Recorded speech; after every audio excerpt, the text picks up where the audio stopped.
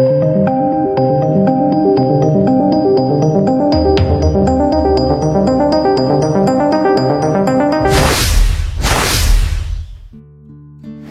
மக்களே, அனைவருக்கும் வணக்கம். இன்னைக்கு நம்ம கருவேப்பிலை பச்சை சுண்டைக்காய் குழம்பு எப்படி செய்யுதுன்னு தான் பார்க்க போகிறோம். வாங்க வீடியோக்குள்ளே போயிடலாம்.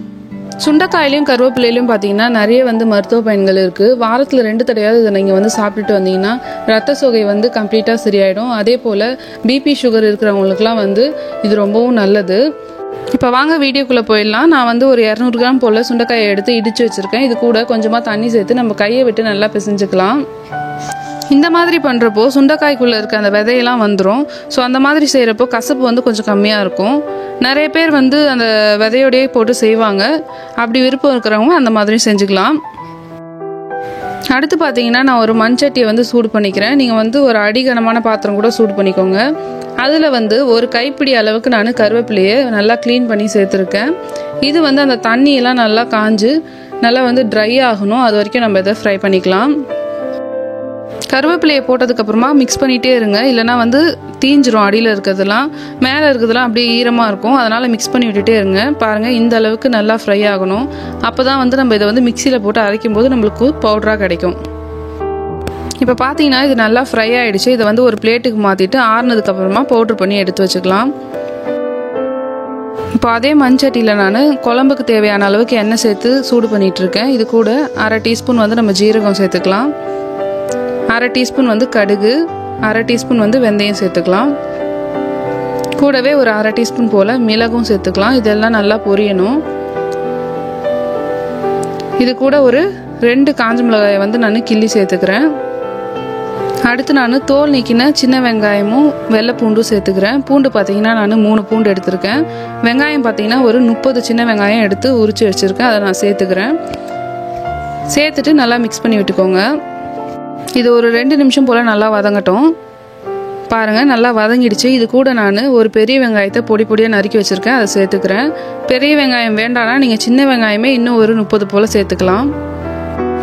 இப்போ பார்த்தீங்கன்னா நம்ம போட்ட பெரிய வெங்காயமும் நல்லா வதங்கிடுச்சு. இது கூட இப்போ நம்ம க்ளீன் பண்ணி எடுத்து வச்சுருக்க சுண்டைக்காயை சேர்த்துக்கலாம்.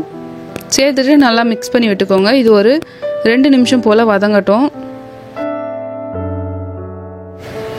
இப்போ பாருங்கள், சுண்டைக்காய் நல்லா வதங்கிடுச்சு. இது கூட நம்ம அரைச்சி எடுத்து வச்சுருக்க கருவேப்பிலை பொடியை சேர்த்துக்கலாம்.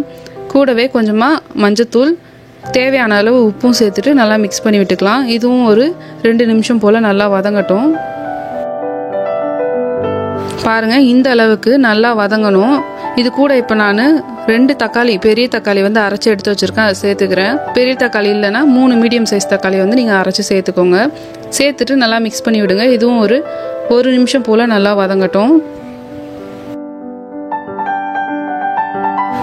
இப்போ பாருங்கள், தக்காளிலாம் நல்லா வதங்கிடுச்சு. இப்போ நம்ம குழம்புக்கு தேவையான அளவு குழம்பு மிளகாய் தூள் சேர்த்துக்கலாம். நான் 5 டேபிள் ஸ்பூன் எடுத்திருக்கேன். சேர்த்துட்டு இதை நல்லா மிக்ஸ் பண்ணி விட்டுக்கலாம். சுண்டைக்காயிலையும் கருவேப்பிலையிலையும் பார்த்தீங்கன்னா இரும்பு சத்து ஏராளமாக இருக்குது. இரும்பு சத்து தேவைப்படுறவங்க கண்டிப்பாக இந்த சுண்டைக்காயும் கருவேப்பிலையும் உங்களுடைய உணவில் அடிக்கடி சேர்த்துக்கோங்க.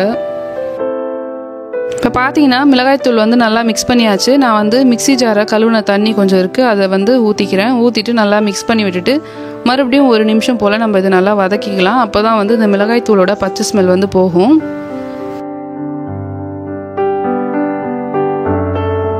இப்போ பாருங்கள், 1 நிமிஷம் ஆயிடுச்சு. நான் இதில் கொஞ்சமாக புளித்தண்ணி சேர்த்துக்கிறேன். நான் 1 கப் போல் சேர்த்துக்கிறேன் புளித்தண்ணி.